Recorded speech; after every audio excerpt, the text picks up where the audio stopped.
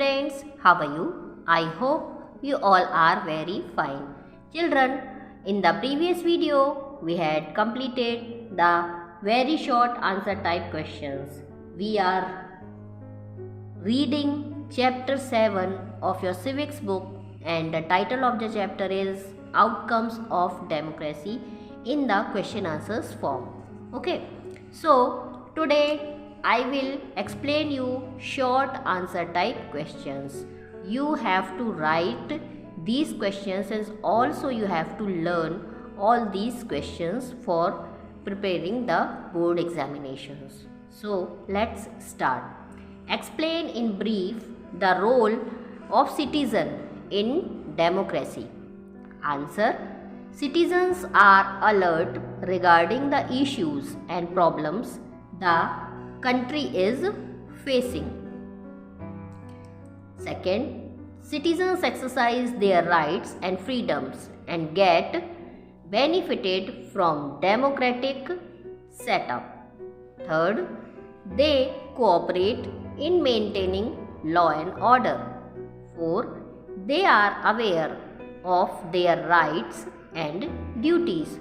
So children, democracy में citizens जो होता है उनका क्या, सिटीजन्स का क्या रोल होता है, इसे हमें शॉर्ट में बताना है. तो सिटीजन्स जो हैं वो जो भी उनकी प्रॉब्लम्स होती हैं कंट्री की या फिर जो इश्यूज़ होते हैं उसके लिए वो अलर्ट रहते हैं.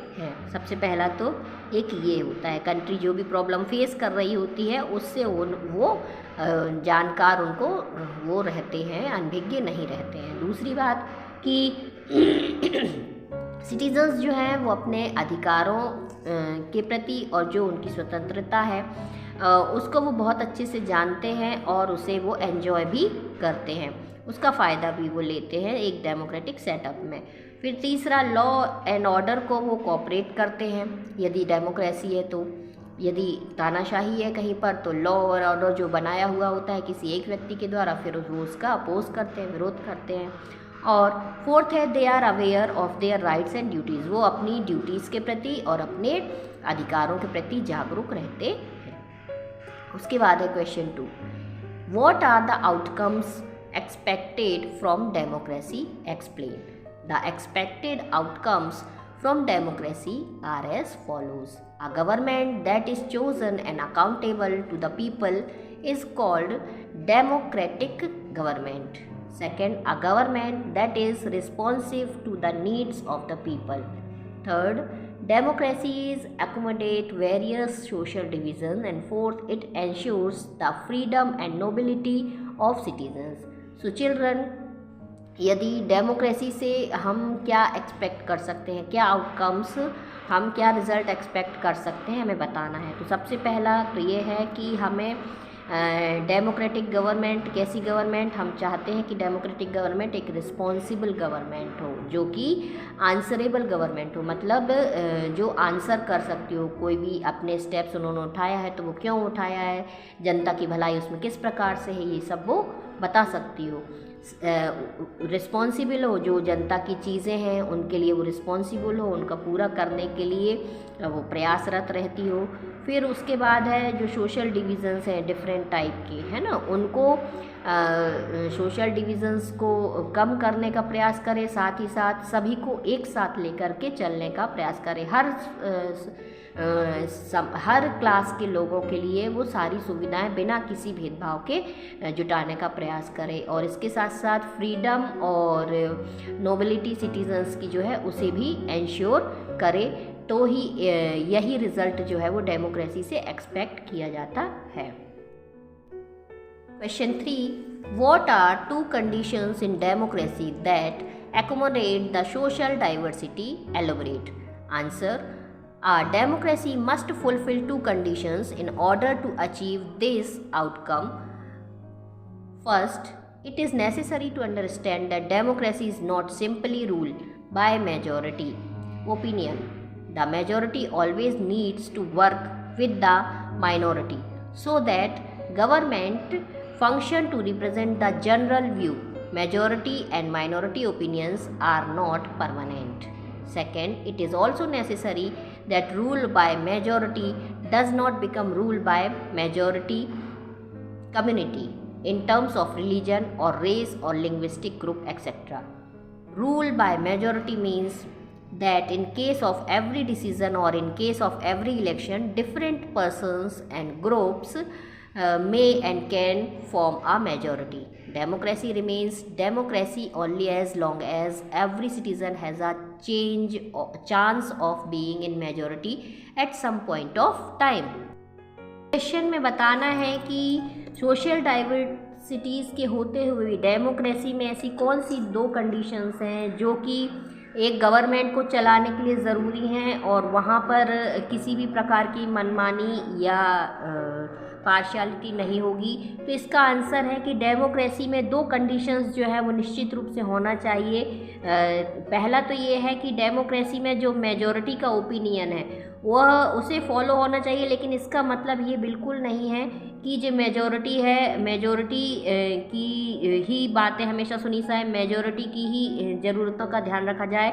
माइनॉरिटीज़ का भी उतना ही ध्यान रखना पड़ता है। गवर्नमेंट जो है मेजॉरिटी और माइनॉरिटी दोनों के ही कंट्रीब्यूशन से चलती है। जनरल व्यू में देखें तो दोनों ही जो है हमारे देश को रिप्रेजेंट करते हैं, चाहे मेजॉरिटी हो चाहे माइनॉरिटी हो। तो दोनों के ही जो ओपिनियन है वो परमानेंट नहीं होना चाहिए। समय समय पर जैसे जैसे सरकमटेंसेस बनते हैं उस हिसाब से उनमें बदलाव भी होते रहना चाहिए। दूसरा, यह बिल्कुल ज़रूरी नहीं है कि जो मेजॉरिटी है वह बहुत, एक तो मेजॉरिटी में होता है कि बहुत सारे लोग जिसे चुन रहे हैं, बहुत सारे लोगों का उसमें मत शामिल है। तो इसका मतलब वो जो मत है वो किसी भी धार्मिक बेसिस पर नहीं होना चाहिए या फिर लैंग्वेज बेसिस पर नहीं होना चाहिए या फिर रेशियल बेसिस पर नहीं होना चाहिए। तो ये सारी चीज़ों का विशेष ध्यान होना चाहिए किसी भी डेमोक्रेसी में। और हर इलेक्शन में सभी को मौका मिलना चाहिए। मेजॉरिटी का मतलब ये है कि हर इलेक्शन में सभी को मौका मिलेगा, अलग अलग लोगों को, अलग अलग ग्रुप्स को, चाहे वो मेजॉरिटी के हों चाहे वो मेजॉरिटी के ना हो, सभी को चांस मिलना चाहिए। डेमोक्रेसी में ऐसा नहीं है कि कोई भी एक व्यक्ति या एक ग्रुप अपनी मनमानी करता रहे। ओके, फिर है question 4, why is democracy considered better. अब डेमोक्रेसी को बेटर क्यों माना जाता है, क्यों कहा जाता है कि डेमोक्रेसी बहुत अच्छी होती है। So democracy is considered better because promotes equality among citizen. सबसे पहली बात तो वह लोगों के बीच में इक्वलिटी को प्रमोट करती है, सभी लोग समान हो इस बात को वो बढ़ावा देती है। दूसरी, enhances the dignity of an individual. हर एक इंडिविजुअल की डिग्निटी को वो बढ़ाने की कोशिश करती है, सभी को सम्मान प्राप्त हो ऐसा कोशिश होती है। फिर improve the quality of decision making, लोगों के डिसीजन मेकिंग की क्षमता को बढ़ाती है। Provides a method to resolve conflicts, विवादों को सुलझाने के तरीके प्रदान करती है। और allows room to correct mistakes, और इसके साथ साथ जो भी मिस्टेक लोग करते हैं तो उनको सुधारने का मौका देती है। ऐसा नहीं है कि मिस्टेक हो गई तो सीधे पनिश कर दिया जाए, गलतियों को सुधारने का मौका भी देती है। ओके, फिर इसके बाद है question number 5, there is an overwhelming support for an the idea of democracy all over the world, prove this statement. Answer, a democratic government is people's own government. That is why there is an overwhelming support for the idea of democracy all over the world. As the accompanying evidence from South Asia shows, the support exists in countries with democratic regimes as well as countries without democratic regimes. People wish to be ruled by representatives elected by them. They also believe that democracy is suitable for their country. Democracy's ability to generate its own support is itself an outcome that cannot be ignored. अब question यहाँ पर बोला जा रहा है कि पूरी दुनिया में जो डेमोक्रेसी है उसी आइडिया को, मतलब डेमोक्रेसी का जो आइडिया है ना, उसी को सभी लोग सपोर्ट करते हैं। इस स्टेटमेंट को आप प्रूफ कीजिए। तो डेमोक्रेसी जो है वह सबसे अच्छी फॉर्म मानी जाती है गवर्नमेंट की, क्योंकि इसमें लोगों का ही रूल होता है। गवर्नमेंट में लोगों के द्वारा चुनी हुई गवर्नमेंट होती है और उसमें लोगों के लिए ही चुनी जाती है वो गवर्नमेंट, इसीलिए डेमोक्रेसी को सबसे अच्छा माना जाता है पूरी दुनिया में। हम साउथ एशिया का जो एग्ज़ाम्पल है उससे समझ सकते हैं कि वहाँ पर हमने डेमोक्रेटिक रेजिमीज़ को देखा और बिना डेमोक्रेटिक रेजिमीज़ की कंट्रीज़ को भी देखा, और वहाँ पर सभी लोग जो हैं वो डेमोक्रेसी में ही रहना पसंद करते हैं। लोग जो हैं वो उसी को सपोर्ट करते हैं।